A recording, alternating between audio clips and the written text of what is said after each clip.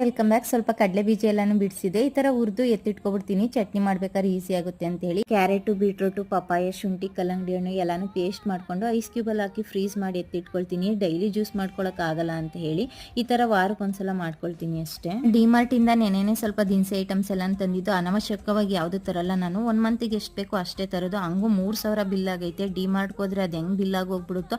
ಸ್ವಲ್ಪ ಐಟಮ್ಸ್ಗೆನೆ ಇಷ್ಟೊಂದು ಬಿಲ್ಲ ಅಂತ ಅನಿಸ್ತಾ ಇರುತ್ತೆ. ಇನ್ನ ಐಟಮ್ಸ್ ಎಲ್ಲಾನು ಬಾಕ್ಸ್ ಹಾಕಿ ಎತ್ತಿಟ್ಟು ರಾತ್ರಿ ಊಟಕ್ಕೆ ಸ್ವಲ್ಪ ಮೊಳಕೆ ಕಾಳು ಸಾಂಬಾರ್ನ ಮಾಡ್ತಾ ಇದ್ದೀನಿ. ಈ ತರ ಹುಳ್ಳಿಕಾಳನ್ನ ಸಪರೇಟ್ ಮಾಡಿ ಇಟ್ಕೊಳ್ತೀನಿ, ಬಸ್ ಸಾಂಬಾರ್ ಮಾಡ್ಬೇಕಾದ್ರೆ ಯೂಸ್ ಆಗುತ್ತೆ ಅಂತ ಹೇಳಿ. ಇನ್ನು ಒಂದು ಪ್ಯಾನ್ಗೆ ಎಣ್ಣೆ, ಚಕ್ಕೆ, ಲವಂಗ, ಸ್ವಲ್ಪ ಸೋಂಪು, ಈರುಳ್ಳಿ, ಟೊಮೊಟೊ, ಕೊತ್ತಂಬರಿ ಸೊಪ್ಪು, ಶುಂಠಿ ಬೆಳ್ಳುಳ್ಳಿ ಪೇಸ್ಟು, ಸ್ವಲ್ಪ ಕಾಯಿನ ಹಾಕೊಂಡು ಫ್ರೈ ಆದ್ಮೇಲೆ ರುಬ್ಕೊಂಡಿದ್ದೀನಿ. ಇನ್ನು ಒಂದು ಕುಕ್ಕರ್ಗೆ ಎಣ್ಣೆ, ಸಾಸಿವೆ, ಈರುಳ್ಳಿ, ಕರಿಬೇವಿನ ಸೊಪ್ಪು, ಒಣಮೆಣಸಿಕಾಯಿ, ಕಾಳು ಎಲ್ಲಾನು ಹಾಕೊಂಡು ಫ್ರೈ ಆದ್ಮೇಲೆ ಬದನೆಕಾಯಿ, ರುಬ್ಬಿರೋ ಮಸಾಲೆ, ಒಂದು 4 ಲೋಟ ನೀರನ್ನ ಹಾಕೊಂಡು ಒಂದು 2 ವಿಷಲ್ ಕೂಗಿಸ್ಕೊಂಡಿದ್ದೀನಿ.